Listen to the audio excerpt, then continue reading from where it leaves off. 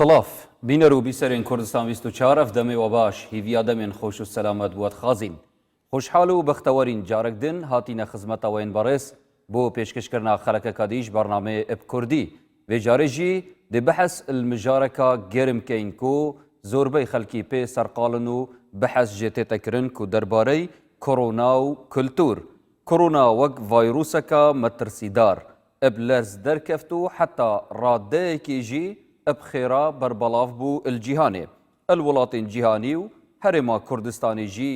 zîka rêwşînên tund girtine ber بۆ rêgirîkirin il teşenekirin il evê vayrûsê lê belê ewa cihê serincê ew ku bîte cihê balkêşê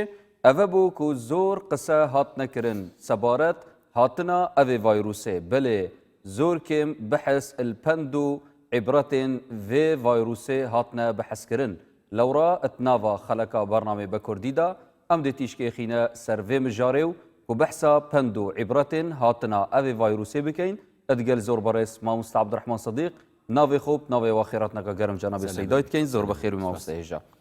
ماموست وكما اماجه بيداي فيروسا كورونا يابويا صدايكا جرينك اتنافا جيهاني دا وتنافا كردستان جدا كبشكل جيهاني زور دنگو باس هنوت هنا بحث كرن هر ايك شوازكي وهر ايك ميزاجي خو هر ايك وەکو بژنێ دیف پیڤەرên خۆ بەحسا vê diyar dê diketin lê me divêt bizanîn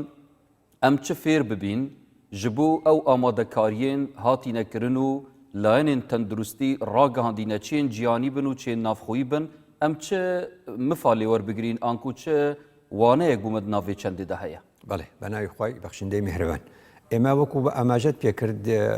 ڕەنگە وەکو بڵێ لە دوای هەموو خەڵکی ترەوە ئەم باسە بکەین هۆکار چییە؟ هۆکار ئەوەیە کە ئەم بابەتانە بابەتێکی پسپۆڕین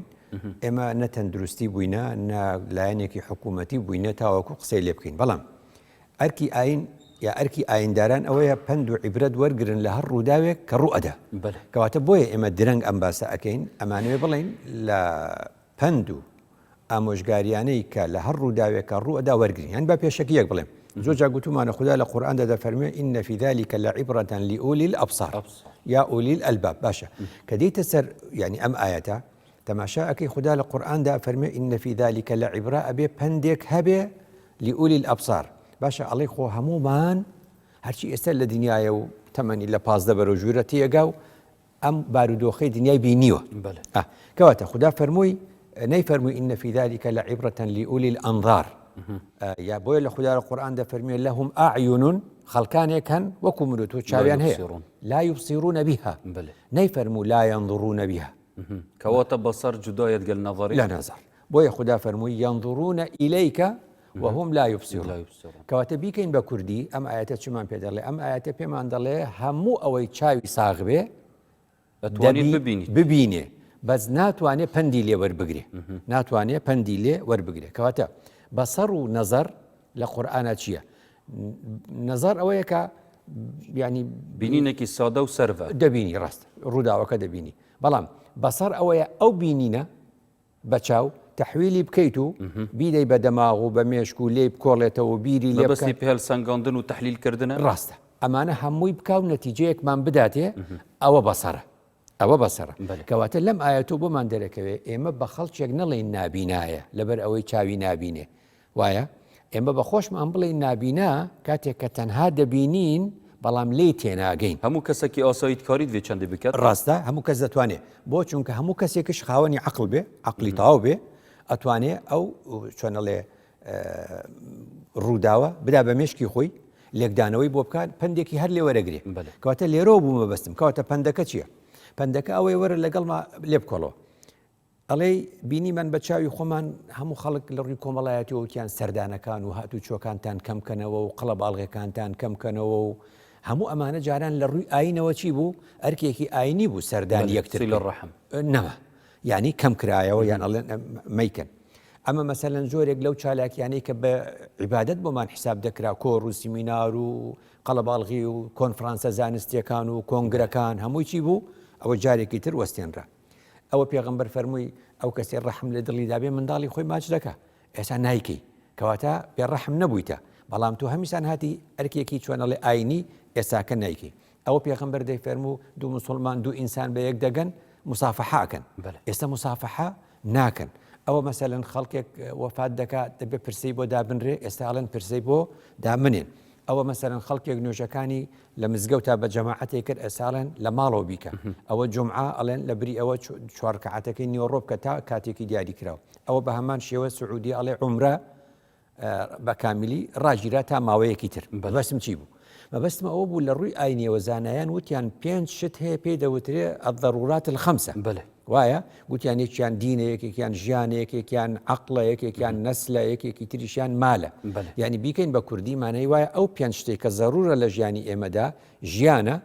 ئاینە وانە لە هەمان کاتیشدا وەچە خستنەوە و نەوەکانی داهاتوە بەلت مینتالی و تێگەشتنە کەسێکی دیندار دەبوون ومونە دیندارێکی تەقلیدی بیتن بێژیتن مانێ ئاتێت قورآانی مەهەنە قل لا يصيبنا إلا ما كتب الله لنا أن أو مرنا هنگ جيترافن أو مرن هرجي تانجو كواتت بيشتنا بقى أماجوي چنده كتوكلانجو ضعيف السر خودي بقى أو فرعية بقى أم كلية تواكم يعني أما بين ضرورك كي كان آينة أو دي كان جانا أو دي كان وتشونا وكان مانا أو تريشان عقل مانا أو تريشان سامانا كان مانا أما هر هموي كاملة بيشي كاميانا دركوت بە شێوازێکی سەرەکی لە هەر زمانێک و بۆ زمانێک لە هەر ڕووداوێک بۆ ڕووداوێک هەندێکیان پێشی ئەوی تر دەکەوێت بەڵام هەمیشە لە بینی حیات و دینە زۆر جار ئەم بەراوردە دەکرێت هەموو ئەوانەی کە گوتم قەدەغە کراوە هەموو ئەوانەی کە گوتم قەدەغە کراوە مانای چییە کە بەشێکیشان دینیە بس أف ضروريات الخمسة يعني مرجع ملك ديني بن أنجين تشتكي إنساني وسر نوتراوە ملکی دینە چونکە یەکێکیان خۆی دینە باقیەکەی تریشی باسی نەوتراوە دینە بە تەواوی کەم یعنی 5 ضروراتی خەمس مانای چییە مانای وایە ئەم 5 لە ژیانی ئینساندا شتێکی زۆر گرنگن بەس ئەوانەی کە پێتم وت ئەو هەموو شتانی کە لە پێشەوە قەدەغە کراوە ئەڵێ تەعزیە نییە ئەڵێ جومعە نییە ئەڵێ جەماعەت نییە ئەڵێ عومرە نییە ئەڵێ موسافەحە نییە و تەوقەکردن نییە مانە هەمووی مەسائلێکی دینی بوون پێشتر گشتی ڕاگیرا بۆچی لە پێناوی ژیانە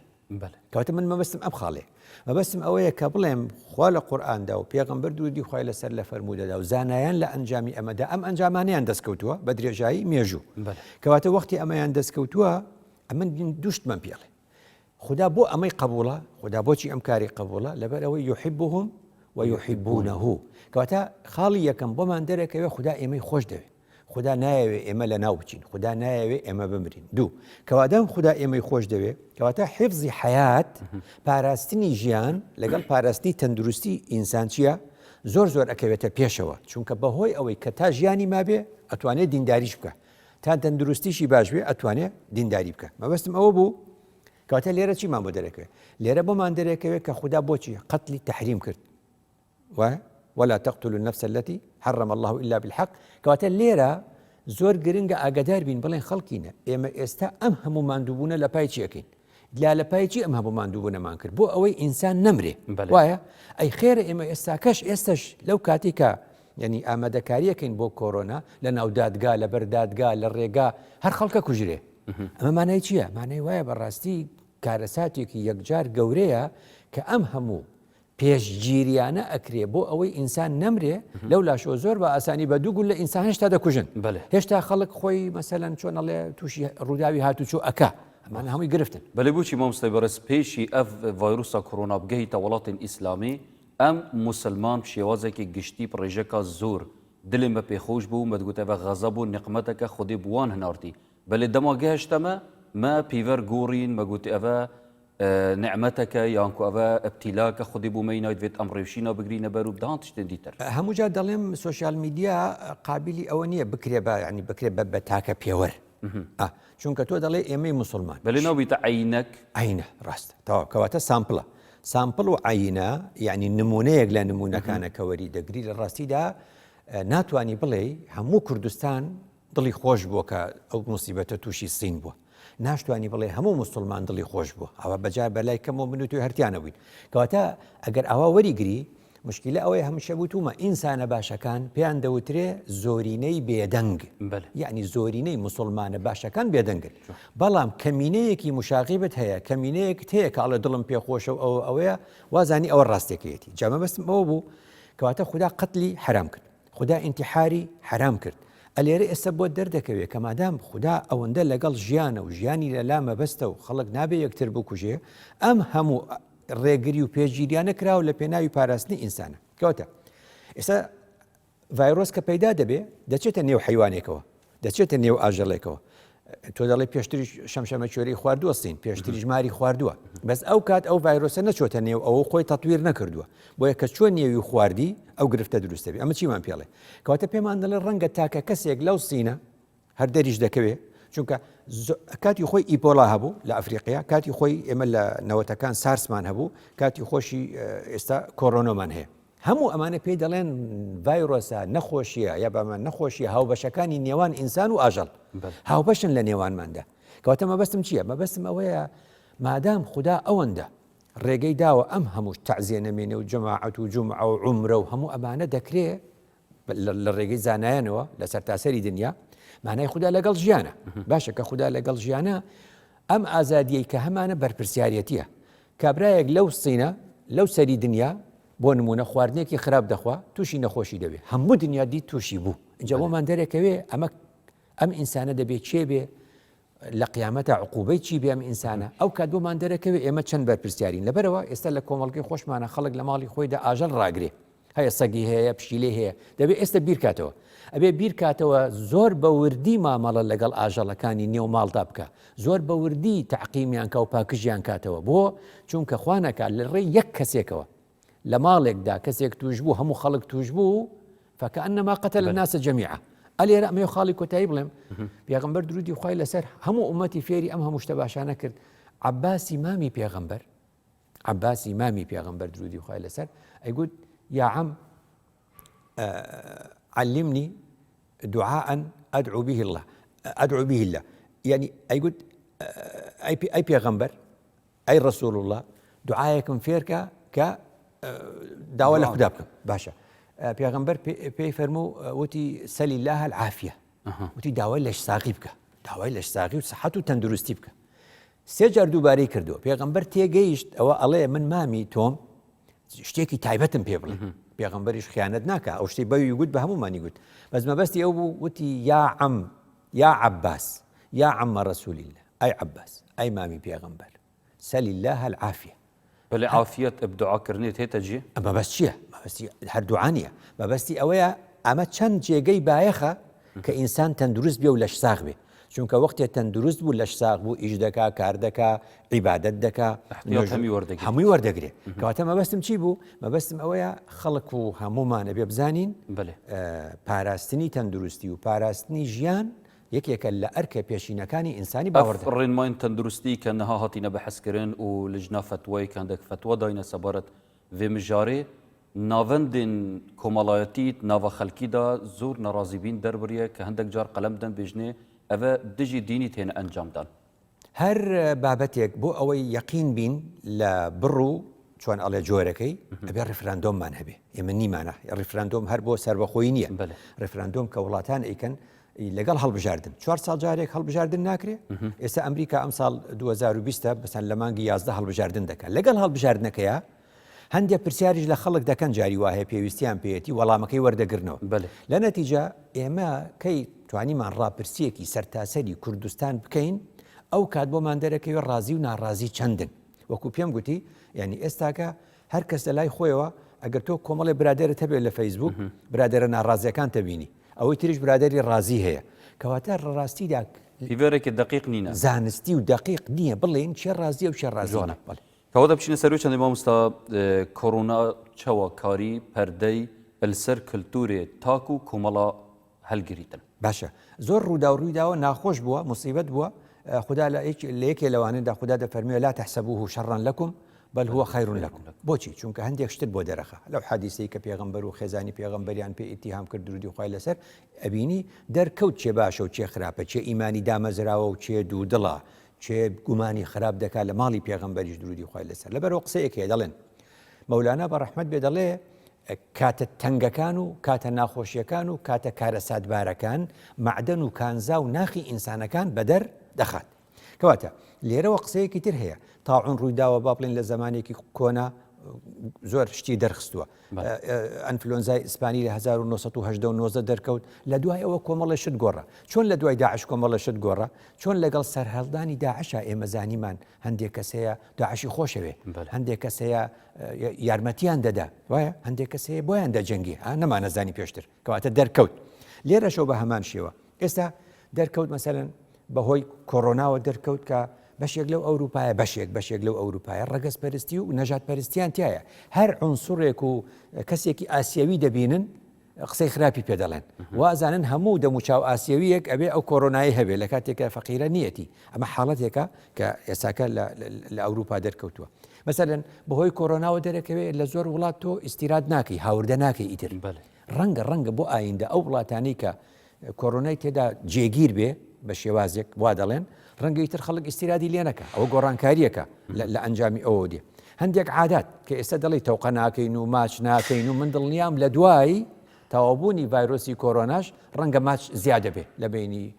خەڵکە، ینی ئەم ماچە لە پای چیە؟ هەر تەوقەیەکە کە ئەوپەڕی بۆ نمونە. یعنی مانە مەبەستم چی بگۆڕ بەس بێمە سەرشتر لەگەڵ ڕوودانی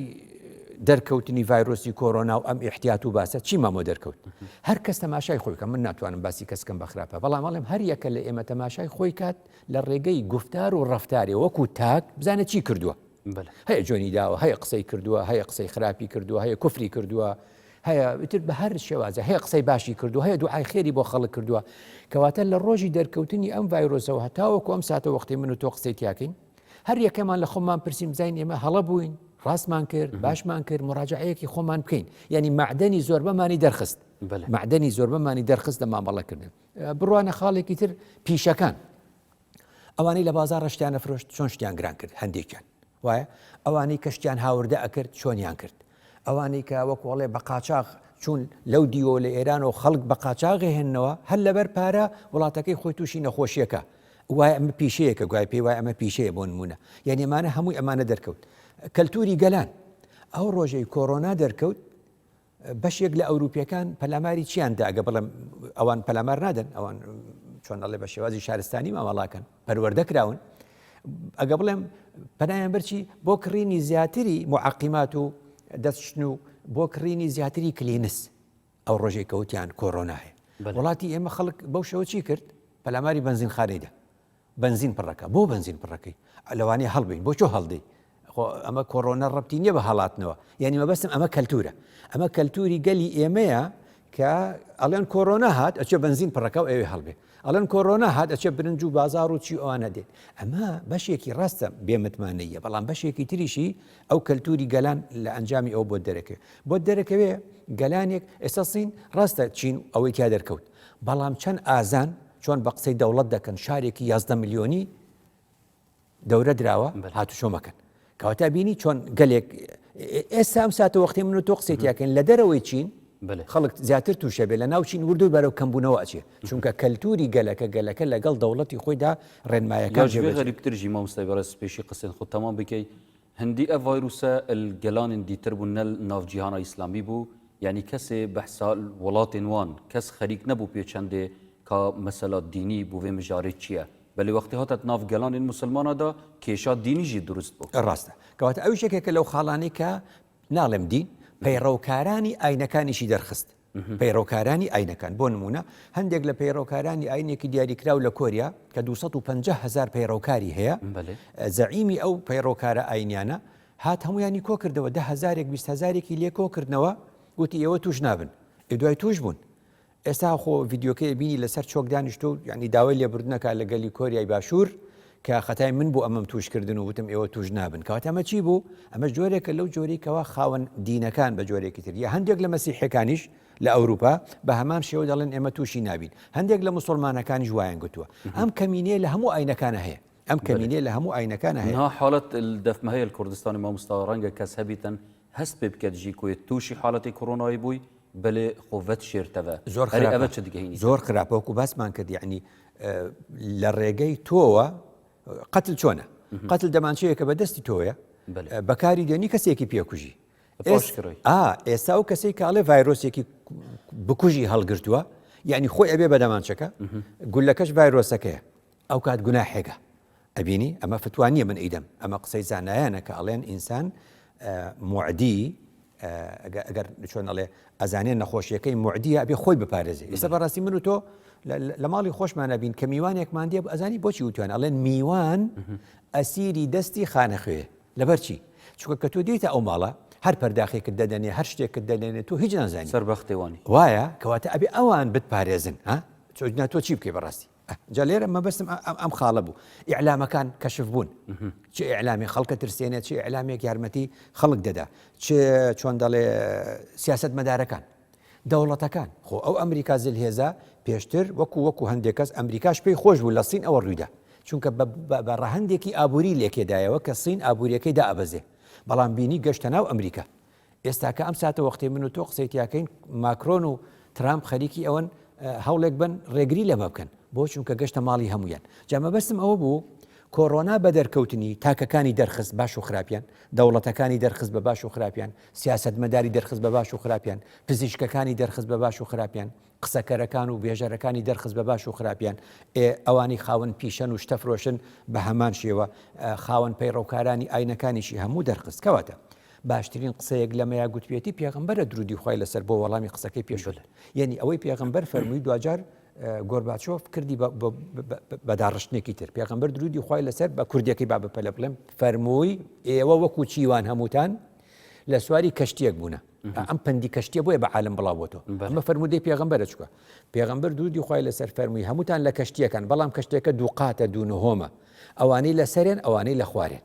ئەمانەی لە خوارێن ئەیانەوێ ئاوی شیرین بخۆن ئاوی پاک بخۆن ئاوی پاک لە قاتی خوارێنیە لە سەرێ هەیە دەبێ هەموو جار بچنەشۆ بچنە قاتی سەرێ ئاو بێنن وتیان بۆچی بچی لە سەری عەزیەتیان بدەین هەموو جار بێن و بڕێن با ژێری خۆمان کونکەین لە بەحر ئەو دەردەکەین پێغەمبەر دەفەرمێ ئەمانی سەرێ نەڵێن ئەوانی خوارێ ژێری خۆیان کون دەکەن حەقمان چییە دەستیان بگرن نێڵن کونیکەن چونکە ئەگەر کونی بکەن سەفینەکە ئەمانیش غەرق دەبن ئەوانیش غەرق دەبن کەواتە حەدیسەکە شتێکی وردی تایە ئەمانەی خوارێ گوتیان بۆچی عەزیەتی ئەوانەی سەرێ بدەین با بۆ خۆمان کونیکەین یعنی نیەتەکە چییە عەلە ئەساس عەزیەتی خەڵک نادەن کەواتە زۆر جاریش خەڵک بە نیەتی باش ئەوێ ئیشێ بکە بەڵام ئیشەکەی غەڵەتە لەبەرەوە گۆرباچۆف لە برۆستەرۆیکایە ئەم فەرمودەی کرد بەم قسەیە بە کوردیەکەی وادێتەوە ئەو بە ڕووسی گوتی کرا بە عەرەبی من یەکەم بە کوردی ئەڵێ هەمومان سەرنشینی یەک کەشتین لەم دنیایەدا ئەگەر نقم بێ هەموو نقم دەبین بەڵام فەرقێک هەیە جاران نوح هەبوو کەشتیەکی هەبوو بۆ ڕزگارکردنمان ئێستا نوح نەماوە کەشتێک دروستکە ئێمە ڕزگارکە جوان دەستێتت خوش مامۆستای بەڕێز بزانین وەکو vêgavê فۆبیایەک و ترسێک بڵاو بوویەت ناوا خەلکیدا ئەرێ بزانین چەمکێ ترسێ ئەت ناخێ مرۆڤاندا چەوە ڕەهێن خۆ برینە خارێت ناف ناخێ مرۆڤیدا دەڵێن بەشێکی زۆری پێشکەوتنەکانی مرۆڤایەتی لە ئەنجامی ترسەوە بووە یعنی وەختێ دەترسی لە شتێک ئەنکوت بیتە پاڵدەر ئەبێتە پاڵنەر و لە ئەنجامدا تۆ ڕێگریەکی بۆ دروست دەکەی ترسای لەبەر ئەوەی با بکەویتە بەرباران خان و دروست کرد ترسای لە نەخۆشی دەرمانت دۆزیەوە ئەمانە هەمووی قسەیەکی ڕاستە کەواتە ترس لە ذاتی خۆی خراپ نییە بۆ غەریزەیەکی باشە ڕاستە بەڵام ترسنۆکی خراپ ترسنوکی جودایی بینی ترس و ترسنوکی ئەوەی کە گوتت بە عەرەبی بە ئینگلیزی پێی دەڵێن فۆبیا ئەو فۆبیایە کە چۆن ئەڵێ جۆرێک یعنی لە ترسی لە ڕادەبەدەر لە ئینسانە دروست دەکات ئەو ترسە لە ڕادەبەدەرێ وای لێکە ئیدی لە شتێکی وەهمی بترس لە شتێکی وەهمی هەموو جا گوتومە یعنی جاری وای دەدێتە شەڕ لەگەڵ خۆیەکە ئەوەندە دەترسێ ئەگاتە ئەوەی کەوا شەڕ لەگەڵ خۆیدا بکە مەبەستم چی بوو مەبەستم ئەوە بوو پرسیاری بکەین بڵێن کە ڤایرۆسێک دێ وەکو کۆرۆنا دەڵێن گەورە بچووک نازانێ وانە ئەڵێن فەرقی هیچ ئاستێک ناکە باشە کە فەرقی نەکرد مانای خەڵک ئەترسێلی کە ترسالی بەشێکی یەکەم لەکوێ لە ترسەکە نایبینێ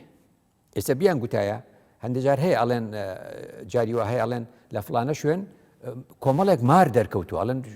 شوێنێک کونێکی گەورە کرایە و لە ئەشکەوتێکە 2000 مار ڕووی کردوتە گوندەکە ئیتر مار پەچاوە بینین ئەیکوژین بەڵام ڤایرۆس نابینڕێ کەواتە ئەمەش خاڵێکی ترە ئینسان مشکلەیەکی هەیە لەگەڵ دوژمنی نەبینراودە لەگەڵ دوژمنی نەبینراودە ئەوە نییە بڵێ وڵا شتێک کەوتوتە ناو ئاوەکەم دەرێکم نایبینی کەواتە ئەمەش خاڵێکی ترە دوژمنی نەبینراومان پێڵێ کە لە ڕووی سیاسیش دەتوانین سوودی لێوەرگین ئەمە دوژمنی ئەڵێن لە شەردا یەکێک لە ئاسانیەکانی جەنگ لە بەرەکانی جەنگا چییە هەردوو لا جلی جیاوازیان لەبەرە جەیشی فلان کە شەڕی لەگەڵەکەی جلوبەرگەکەی جیاوازە تۆش جلوبەرگەکەت جیاوازە دۆست و دوژمن دیارە بەس لە ناوخۆی خۆماندا هەمان جلو بەرگمان پۆشیوە یەک ناناسین کەواتە ئەو ئەف ترسنووکیە و فۆبیاژی هەر غەریزەک نیەت ناڤ مرۆڤاندا بەڵێ کەواتە کەی ئەتوانین باش بەکاری بێن کەی خراپ بەکاری بێنی ئەو باسەکە لێرەیە کەواتە من و تۆش دەترسین ئەوی تریش دەترسێ بەڵام نەبێتە ترسنۆکی ترسنۆکی تر دائەنیشی مەبەستم ترسنووکیژی هەر غەریزەنینە نەبدەستێمەیە نە ترسنۆکی ئینسان دروستێکە ئەجینا وەکو چۆن ئەڵێ موسى سەلامی خوای لەسەر ئەفەرمێ فەفەڕەرتم منکم لەما خیفتکم کەواتە ئەو ترسەی لە دەسەڵاتێک ترساوە و بە پێی یاسا مامەڵی لەگەڵەکان ڕۆشتووە وانە جار خوددا پێ دەفەرمێ لا تەخەف مەترسە کەواتە باسیە ناڵە مەترسە ترسنۆک مەبە ترسنۆک مەبە کەواتە مەبەست ئەوە بوو ترس غەریزەیە بەس ترسنۆکی ئێمە دروستی دەکەین لە ڕادە بەدەل لە ڕا بەبێ زانستی جا هەمیشە دەڵێن چێ لە ترسەوە دەچێت بۆ ترسنۆکی ئەوەی زانستی ئەو بارودۆخەی پێ نەبێ زانستەکەی پێ نەبێ ئێستا مەسەلەن کە پزیشکەکان پێمان دەڵێن ئەوە لە ڕێ هەواوە ناگوازرێت لە ڕێ ئەوە لە ڕێ ئەوە نابێت لە ڕێ ئەوە نابێت لە ڕێ ئەوە دەبێت من نەبووە نایڵێمەوە لەبەرەوەی قسەکەم نەبێتە قسەی پزیشکەکان ناتوانم ئەوە بکەم ئەو قسەیە علمە پێمان دەڵێن بۆ ئێمە سوودیە وامان لێکانە ترسین قسەیەک هەیە لە نمونەیەک لەمە هەیە دەڵێن کە قیتار شەمەندەفەر بۆ یەکەم جار دروستە بێ سکەی هەیە قیتارەکە لە سەری دێ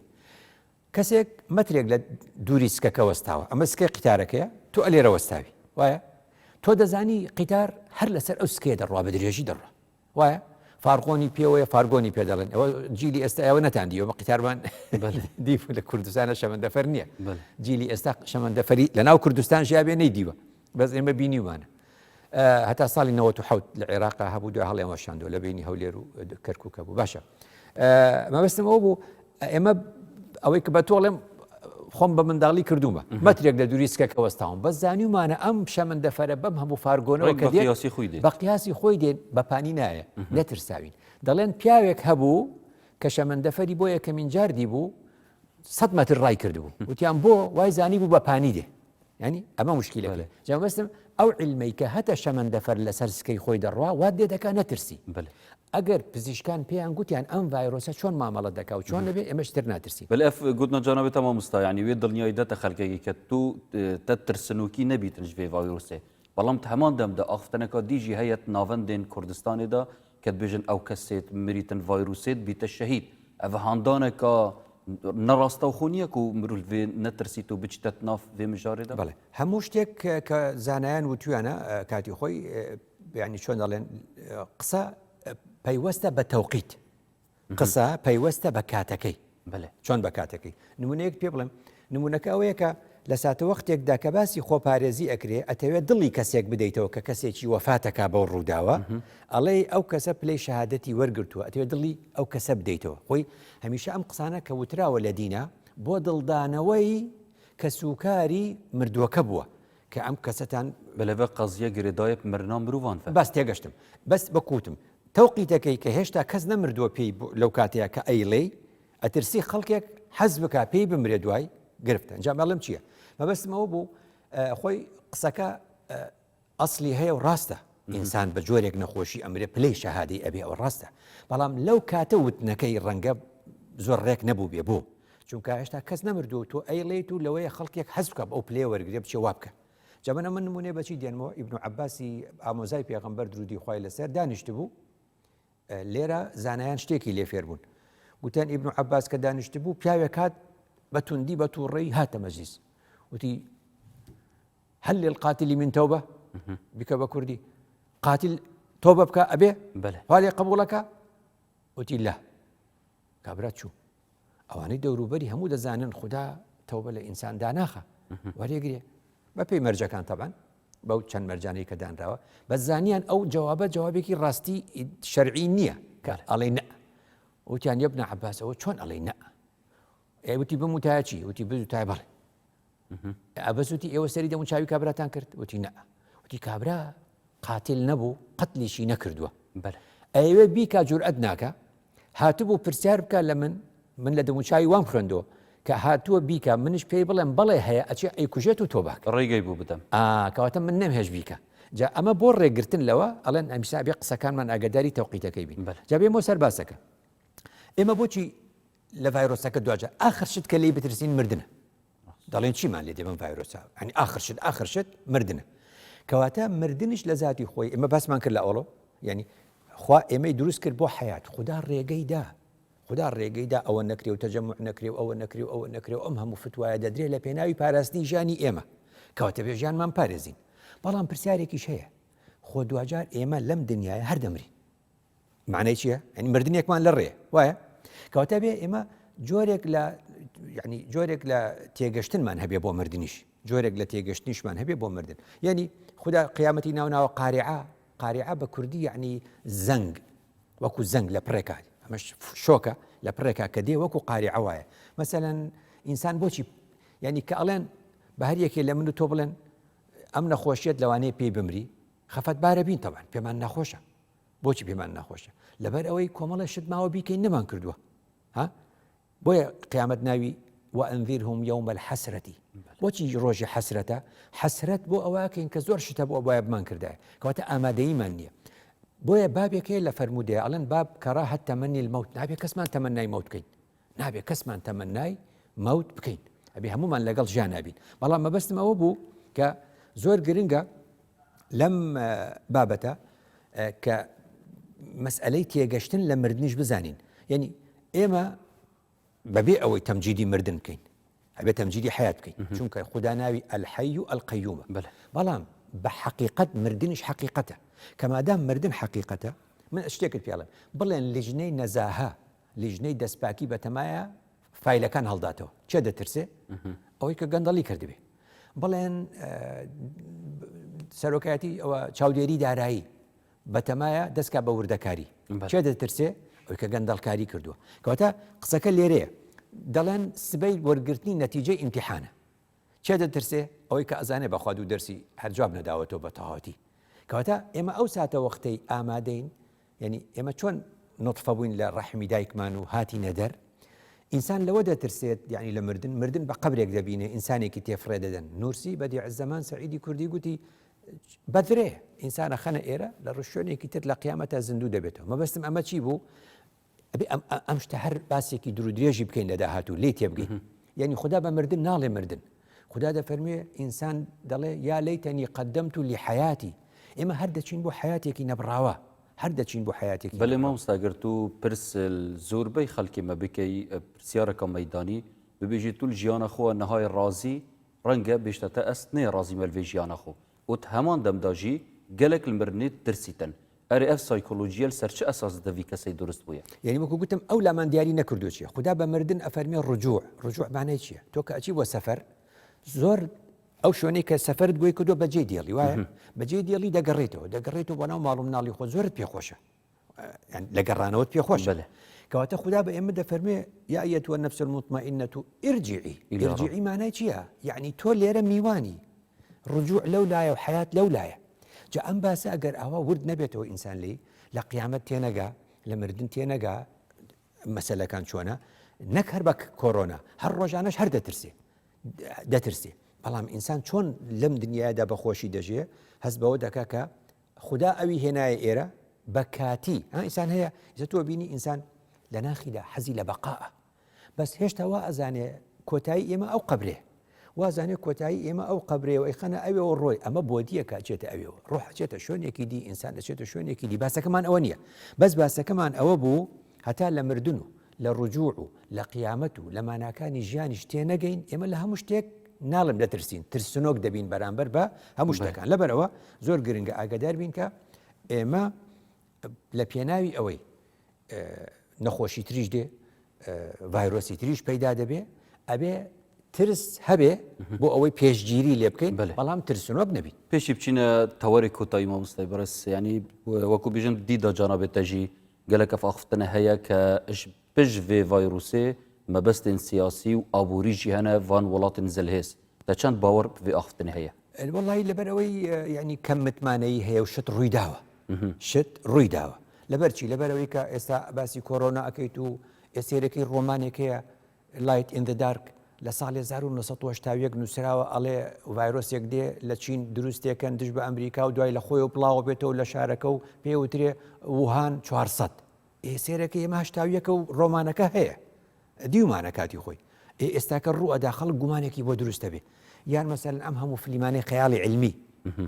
فیلمی سینەمایی بله. ئێستا سینەمانیە لە ماڵەوە فیلمان هەمووی لە تەلەڤیزیۆنە و لە یوتیوبە ئەیبینی یعنی پێشی 20 ساڵێک سێرەکەی فیلم هەیە دەربارەی ئەوە یعنی مە جۆرێک لە گومان هەر دروست دەکە بە ناشکریش نەبێ ئەم وڵاتانە لە پێناوی بەرژەوەندی خۆیاندا چەکی نەوەوی زەڕی ئەتۆمیان هەیە چەکی کیمیاویان هەیە چەکی بایۆلۆجیش هەیە چەکی بایۆلۆجیش هەیە ئەوان لە سەدام دەترسان چەکی کیمیاوی هەیە کیمیاویەکەی تەواو کرد وتیان ئەتۆمی نەبوو بەس جەمرەی خەبیثە یا بەمانایەک پێی ئێستا پێی دەڵێن ینی چەکی بایۆلۆجی زۆربەی وڵاتان هەیەە لە ئەنجامی ئەوەدا یعنی ئەبێ لە ڕووی زانستیەوە نسبەتێک و ڕێژەیەکیش بۆ ئەوە دابنی نابێ بە کولی بڵێ نەزەڕی موامەرە ڕاستە ناشبێ ئینکاری بکەی ئەبێ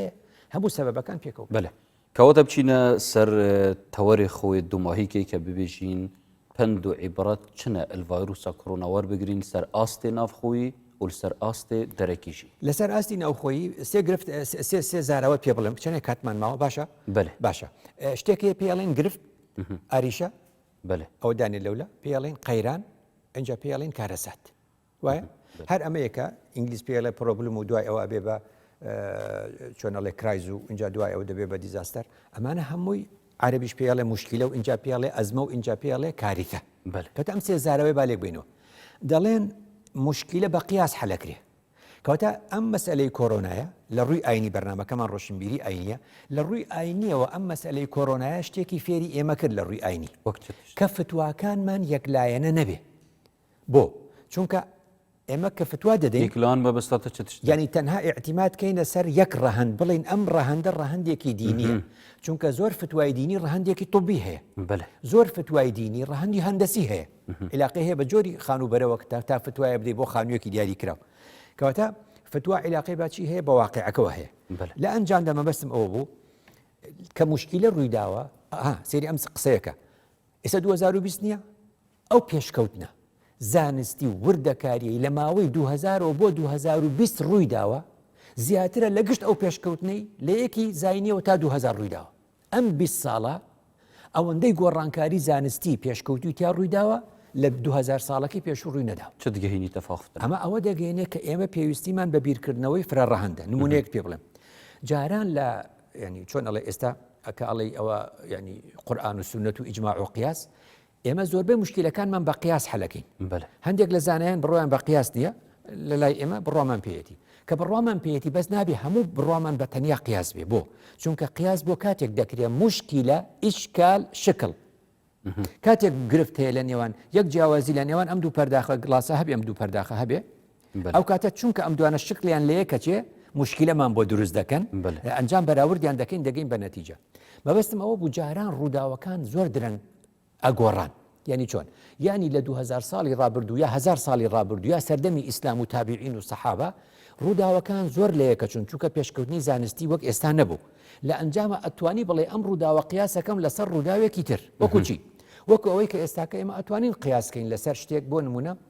لە قیاسا چیمان پێویستە ئەسڵ و فەرع و عیلە یعنی چۆن یعنی خوددا لە قورئاندا خەمری حرام کرد زانیمە خەمر ئەسڵە حرام باشە ئەمە ئەسڵەکەی عیلەتی خەمرەکە بۆچی بۆ حرامە لەبەر ئەوەی کە بێهۆشمان دەکە ئێستا مادەیەکی تر دووی تر دەی تر پانزەی تر پیا بووە ئەی هێنی ئەمە فەرع قیاسەکەی ئاسانەکرێت لەگەڵ ئەمەیە قیاسێکی لەگەڵەوە ئەڵێ ئەرێ ئەم مادێ بێهۆشمانەکە ئەڵێ بەڵێ ئەم مادە مخدراتانە ئەنواعی هەیە بێهۆشمانەکە ئەڵێ بەڵێ خراپتریش لەوە ئەڵێ کەواتە لەسەر زەوی ئەوە حرامێکی ئەمە لە حاڵەتی مشکلەیە بەس لە حاڵەتی ئەزمە لە حاڵەتی قەیران کە شتەکە فرەڕەهەندە طبی تێئەکەوێ هەندەسەی تێئەکەوێ پزیشکی تێئەکەوێ بواری ئاینی تێئەکەوێ ئەبێ پرسکەین بە دەوروبەرەکانمان پرسکەین بە خەڵکێکی دیکەش مانەی وایە چۆن ئێستاکە زانایان گوتیان خەتەنەکردنی کچان چەند لە سەری ئەڕۆن و دێن و ئەڕۆن و ئەڵەن دوو فەرمودەی لاوازمان هەیە و ئەیڵێن نەتیجە وتیان چی لە ساڵی 1905 ئەزهەر فتوای داگوتی ئەم مەسئلەیە طبیە پزیشک قسەی تیاکە ئێمە قسەی تێدا ناکەین کەواتە پزیشک فتواکەیدا کە ئەو سوودەی کوڕان بۆ کوڕ دەکرێت لە خەتەنەکردن بۆ کچان سوودی نییە لەبەرەوە نایکەن ئەبینی چۆنە مەسەلەیەکی تر کە هەر ئێستا من و تۆ قسەی تێداکەن ئەم کاتە مانگێکی تر ڕەمەزان دێ فڵانە کەس تەمەنی ئەوەندەیە بە ڕۆژوو بێ یا بە ڕۆژوو نەبێ ئەبێ پزیشکێکی زانا بە دین و بە تۆپ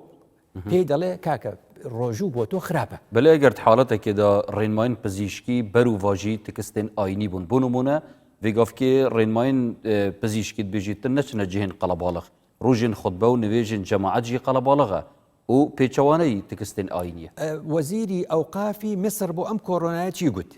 لێیان پرسی تۆ چ دەڵێ بۆ ینی قەدەغەکردن ناچکۆ عیبادەت قەدەغە ناکرێت ڕاگررتنی کاتی ئەم نوێژ و جەماعەت و شتە. وتی مصری عەرەبە وتی الرأي العلمي مقدم على الرأي الديني وتی ڕأی زانست و ڕای زانست پێشترە لە ڕای دینی لە مەسلەی کۆڕۆنە. ئەمە وەزیری ئەوقافی مصر. جا مەبەستم لەمە چی بوو؟ مەبەستم لەمە ئەو لە ڕاستیدا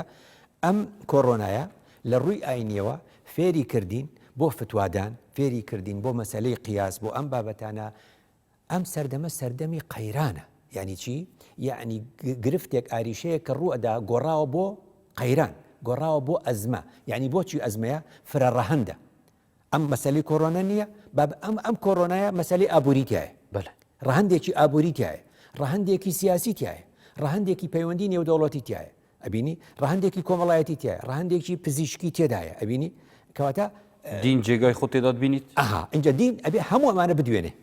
ئەمەیە دین ئەبێ هەموو ئەمانە بدوێنێ ئەوجا لەسەر زەوی ئەوە ئەبینی فتوواقەی ڕێک و پێک و جوان دەرچی. دەستێتت خۆش مامۆستای بەڕێز کاتێمە بدومایی کات هەر ساخ و سەلامەت بی. بەلێ بینەرین بەڕێز وی ئاوایی دەهینە دومایە vê xelekê jî zor spas bûyên berê jî hêviyama we xudayê mezin mehemiyan biparîzt û ev êşev sax û selametî li ser mehemiyan da derbas bibît û tevaya mirovatiyê lê rizgar bibin. Zor spas bû hevkarên berê jî bimînim xêr û şad heta xelekeka dî bigeyîne fêk xudayê mezin me biparîst.